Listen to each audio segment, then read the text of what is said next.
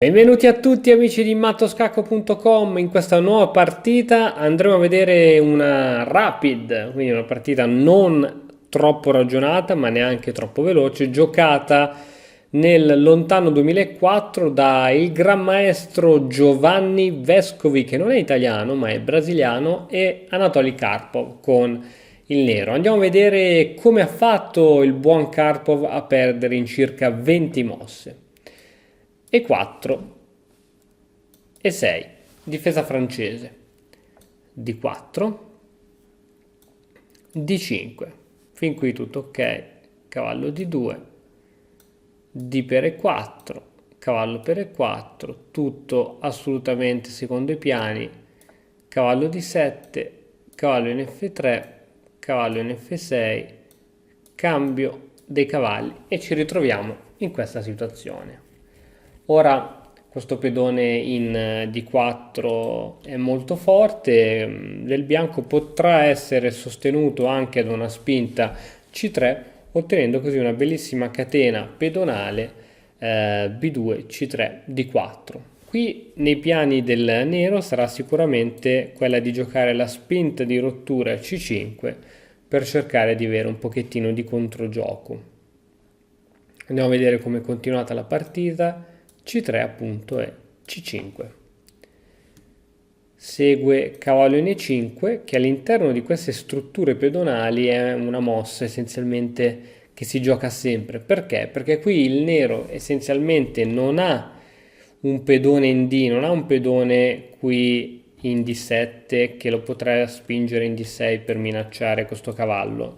E quindi il cavallo qui sta benissimo. In futuro, anche se il cavallo del nero si toglierà da questa zona e andrà da qualsiasi altra parte, come per esempio scusami, in D5, difficilmente riuscirà a fare la spinta da F7 a F6, poiché indebolirà molto la propria struttura pedonale. Quindi è una mossa che si fa spesso. A6, una mossa assolutamente di profilassi, poiché questo cavallo va a tenere anche la casa di 7, dopo anche un alfiere B4, insomma si può semplificare, ci possono essere vari attacchi, la donna può andare a supportare anche lei con A4, quindi A6 è una mossa tranquilla, e in più A6 ha anche la funzione di andare a sorreggere spinte come B6 o B5 per sviluppare poi proprio il alfiere in fianchetto che avrà questa fortissima diagonale. Alfiere G5, ok, tutto tranquillo. E adesso su alfiere D5 che mossa giocheresti? Dimmi un po'. Giocheresti un alfiere in E7? Oppure ci sono altre mosse che ti intrigano?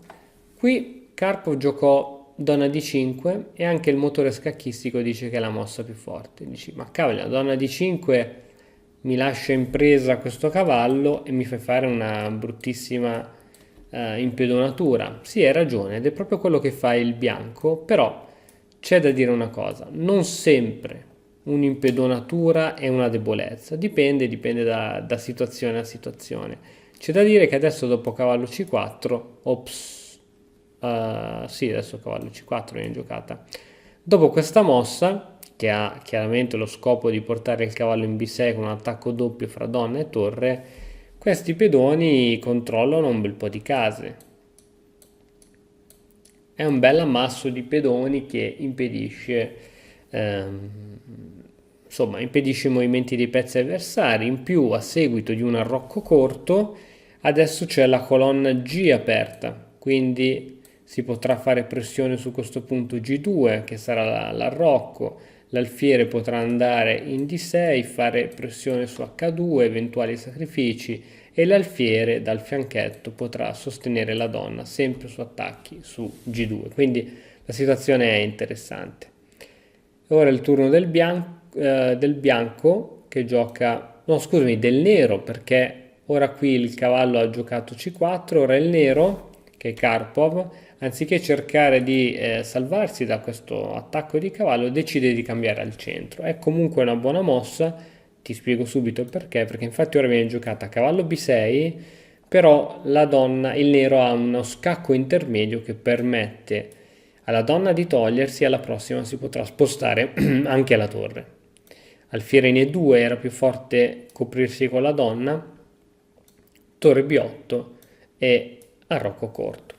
Quindi siamo davanti a questa situazione, ripetiamo ancora una volta i piani del nero, saranno quelli di spostare la torre per andare a occupare la colonna G, che attaccherà insieme alla donna, che probabilmente prima o poi attaccherà anche con l'alfiere, eventualmente ci sono manovre di questo tipo. Anche quest'altro alfiere potrà muoversi qui e andare a attaccare, insomma è una posizione interessante. In più, proprio volendo, se si riuscirà, si potrà giocare anche H5, H4, H3.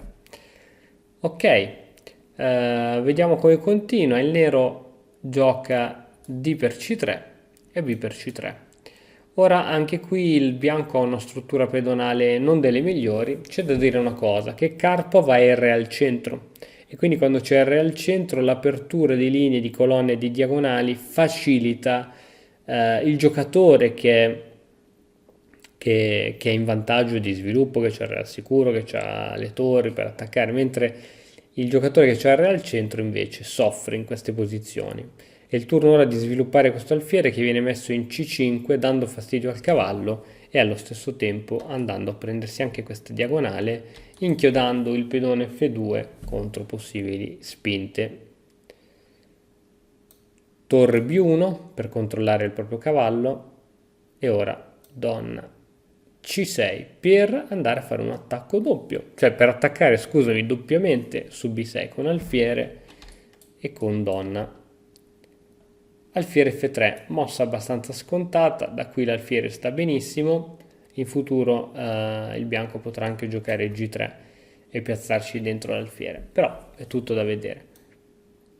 Donna C7, donna in A4 scacco e ora il re si deve spostare. Dove lo metteresti?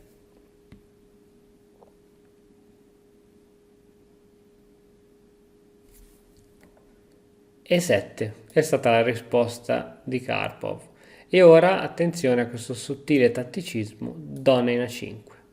L'idea di donna in A5 è quella di andare con il cavallo in D5, fare uno scacco attaccando doppiamente il cavallo, scusami, re e donna, e allo stesso tempo c'è anche un attacco di scoperta della donna in A5, quindi assolutamente il bianco non può permettere questo tipo di mossa. Qui Carpo gioca alfiere D6, alfiere D6 va a coprire la propria donna in C7, quindi non ci sono problemi. Però adesso il bianco giocherà su questo, giocherà con torre in F va in E1, andando a piazzare una torre sulla stessa colonna del re avversario, e qui Karpov si lascia un po' ingolosire giocando alfiere per H2 scacco. Re e l'alfiere si ritira in E5. Attenzione, ora c'è il colpo tattico. Vediamo se riesci a vedere il colpo tattico del bianco. Ti lascio 10 secondi per pensarci.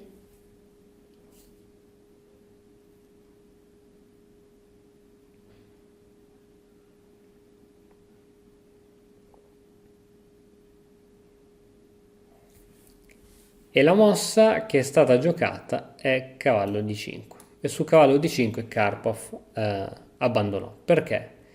Perché ancora una volta c'è il tema di prima, no? Adesso c'è scacco di cavallo e si minaccia anche la donna, quindi questo cavallo molto probabilmente bisogna catturarlo. Cosa succede se si cattura il cavallo? Succede che il bianco ha a disposizione donna cattura C7.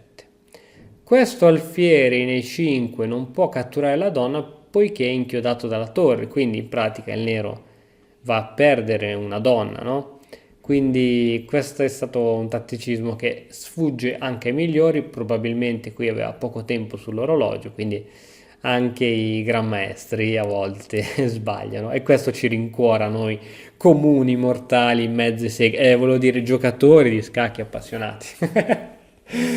Va bene, spero che anche il video di oggi ti sia piaciuto, che ti abbia appassionato sempre un po' di più questo fantastico gioco. Allora, come al solito, ti invito a lasciare un like, un commento e ad iscriverti al canale se ancora non l'hai fatto. Come tutti i giorni, noi ci vediamo domani con un altro nuovo video. Ciao! E ora, per continuare, che cosa posso fare? Beh, innanzitutto ti consiglio di iscriverti al nostro canale in modo tale da non perderti le nuove video lezioni. E poi puoi vedere il video che è stato più cliccato in questa settimana. Ci vediamo, ciao!